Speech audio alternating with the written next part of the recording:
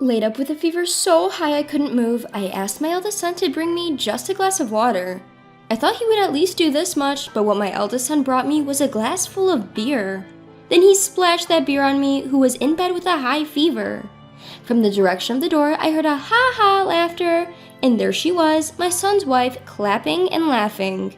My eldest son was also laughing, holding the empty cup. I couldn't believe it. I was feverish and dazed, but that scene burned clearly into my eyes. "Clean the house by the time we get back, haha." I had tolerated Mark and his wife's selfishness up to now, but I couldn't stand it any longer. "Yes, I will clean it," I said, enduring the pain in my throat so that my son and his wife could hear. "My name is Helen. I'm a 73-year-old housewife. My husband, George, is 75 years old. Now that he's retired, he teaches calligraphy to children at a nearby community center. My husband, who has been practicing calligraphy since he was young, had always dreamed of opening a calligraphy class after he retired. I was happy to see him realize his dream and head to the community center with a smile every day. We have 2 sons. The younger son is married and has 2 elementary school-aged children. However, our 44-year-old eldest son was unmarried and living with us at home. He seems to be working part-time at a convenience store at night, but that's only about 4 days a week. He doesn't contribute any money to the household and he's just living a lazy life. Both my husband and I have warned him several times, but our eldest son didn't listen. He's not gambling or in debt, and gradually my husband and I stopped warning him. Then one day, out of the blue, our eldest son suddenly said, "I got married," and brought his wife home. Without even greeting us, she barged in as if it was the most natural thing in the world, and from that day on, I had to prepare meals for her as well. I didn't mind preparing meals for my son's wife, but she didn't help at all, nor did she clean up after meals. She didn't even say thank you, and she even demanded a cup of coffee after dinner. My husband, unable to watch any longer, harshly warned our eldest son and his wife, who then stopped making unreasonable demands in front of my husband.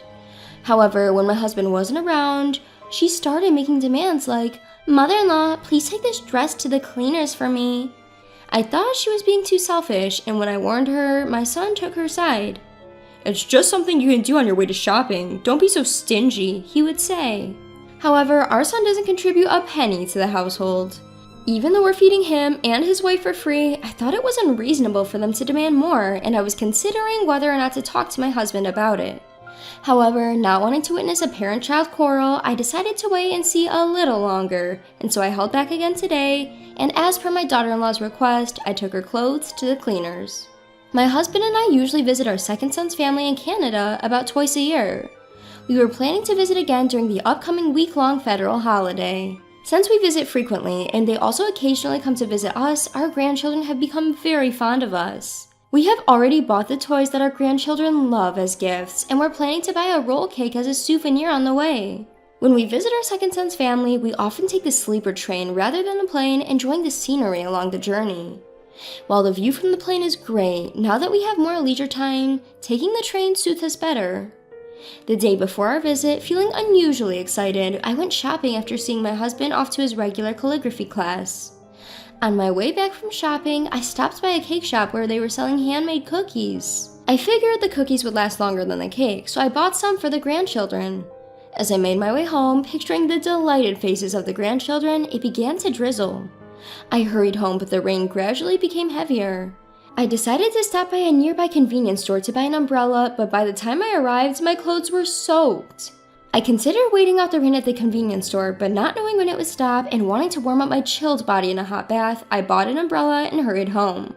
When I got home and was about to take a bath, my eldest son's wife came in and said, "Helen, are you about to take a bath? I have to go out now. Let me use the bath first." "Helen, please start preparing dinner early." And she closed the bathroom door. Even though it's not her house, I changed clothes and started preparing dinner, trying to ignore her. While preparing dinner, I started sneezing. It would be bad if I caught a cold right before our departure tomorrow, but my eldest son's wife, who had long been in the bath, did not come out for over an hour. The next morning, the day we were supposed to visit our second son's family, I woke up feeling sluggish. My throat hurt and my nose was running.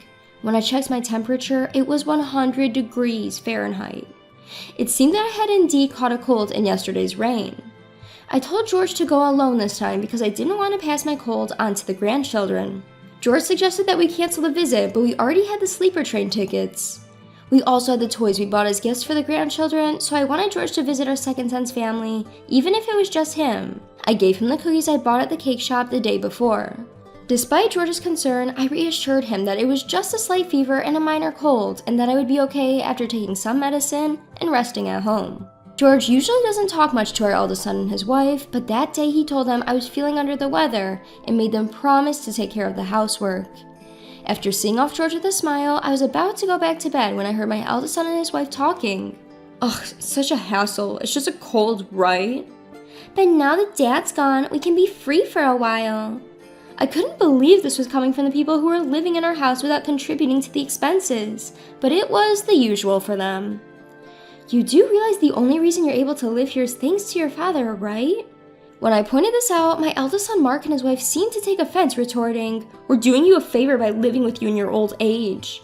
And that's right, normally everyone would hate to live with their in-laws, the daughter-in-law added. It's ironic, as they're the ones who moved in with us without being asked, yet they act as though they're doing us a huge favor. Despite feeling sluggish and wanting to rest early, I ignored their remarks and returned to my room. That evening, my daughter-in-law came into my room and woke me up. "Mother-in-law, you're not planning on skipping cooking just because you're feeling a little sick, are you? You know I can't cook, right?" Telling your mother-in-law to cook because you can't isn't something a 35-year-old woman should say. I'm feeling sick and I want them to figure out their meals by themselves. Even my husband should have warned them before leaving in the morning.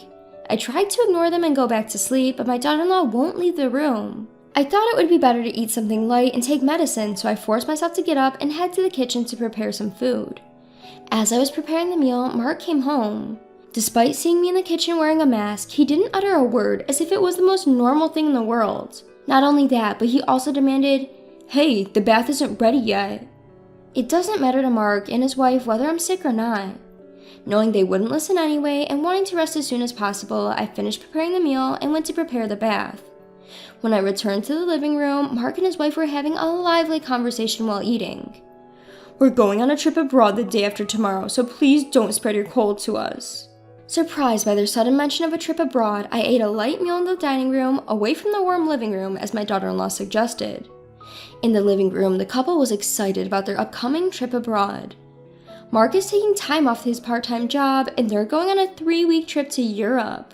I hadn't heard anything about them going on a trip abroad, but I was grateful that they wouldn't be home starting from the day after tomorrow.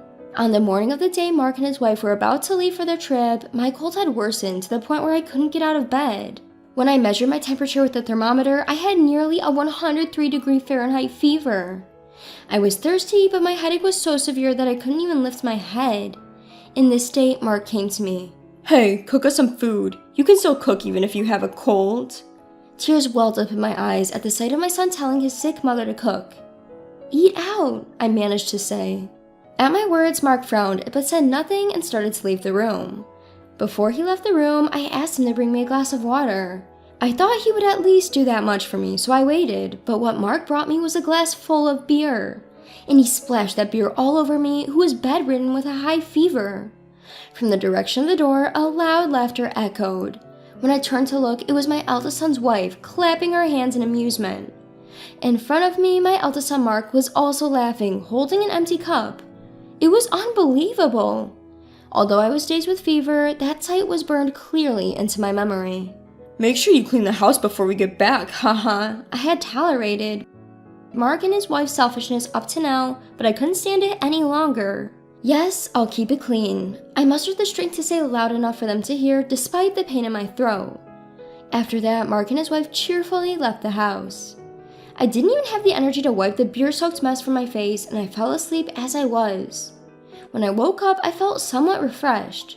With a groggy head, I remember being splashed with beer by Mark, but surprisingly, I didn't feel sticky at all. The covers of my beds were also changed. Just as I was questioning what happened, my husband George came in with a basin. Seeing me sitting up, he placed his hand on my forehead and asked, "Are you okay?"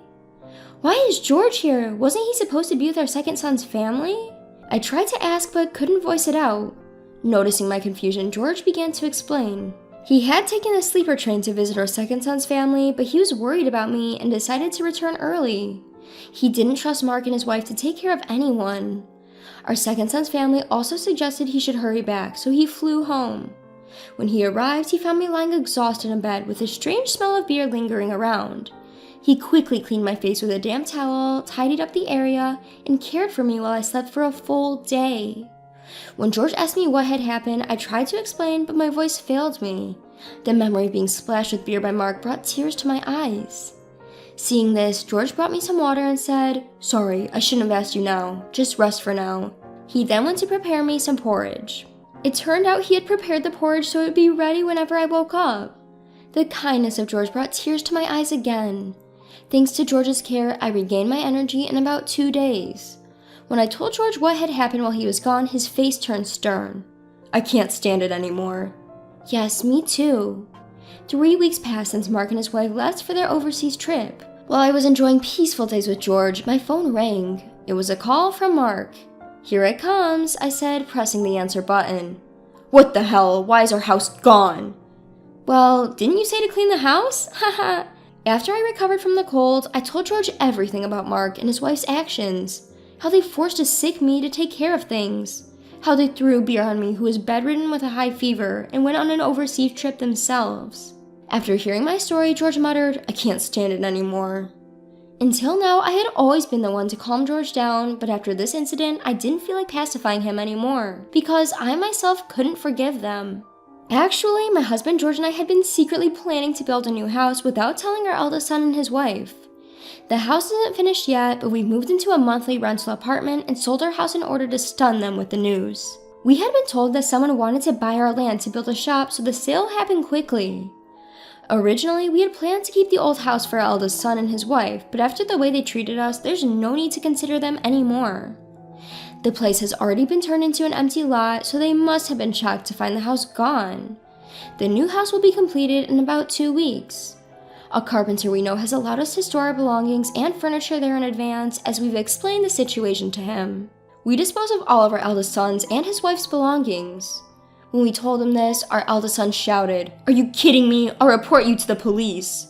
His wife was also yelling in the background. At that moment, my husband George took over the phone and I switched it to speaker mode. He said to our eldest son in a low voice, "Go ahead, tell the police. I'll tell them too.